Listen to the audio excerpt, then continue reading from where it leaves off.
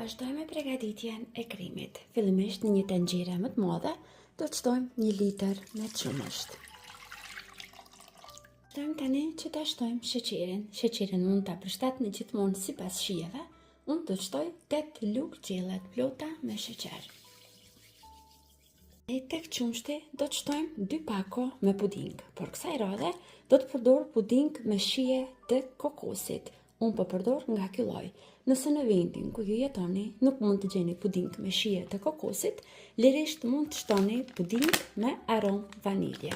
Që të 2 paketimet vazhdojmë shtojmë brenda tek qumshti. Tani përziejmë mirë dhe vazhdojmë në zjerje. Në zjarr mesatar e ziejmë duke e përzier pa ndërprerje dhe duke i qëndruar afër derisa pudingu të fitojë trashësinë e dëshiruar. Tani që pudingu po zihen dhe ka fituar trashësinë e dëshiruar, e ndalojmë më njëherë. Tani tek kremi falë nxehtë, fillimisht shtojmë 50 gram çokoladë të bardhë. Më njëherë pasi e shtojmë çokoladën, shtojmë edhe 120 gram gjalp ose margarinë. Mund të përdorni cilën doni.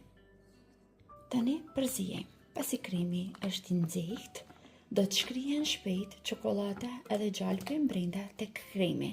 Por ju lutem, tani nuk duhet që ta keni zjarrin të ndisur. Sigurohemi që gjalpi është shkrirë brenda, vazhdojmë tani që të shtojmë brenda edhe kokos. Pra nuk mund t'i themi Raffaello torta, nëse nuk shtojmë kokos. Kokos do të shtojmë 100 gram. Shtojmë kokosin, shtojmë edhe 1 pako shllak krem. Nëse në vendin ku ju jetoni nuk mund ta gjeni si produkt shllak kremën, mundeni lirisht që brenda të shtoni 200 ml krem pana. Përzijemi edhe një herë mirë dhe tani më kremin e kemi gati. Vazhdojmë me renditjen. Tani kemi nevojë për biskota të thjeshta turke. E rendisim rendin e parë dhe vazhdojmë tani që shtojmë kremin.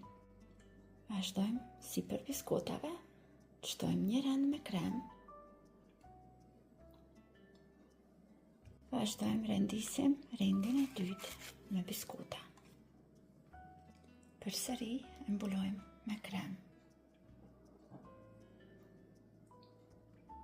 Dhe rendi i fundit me biskota.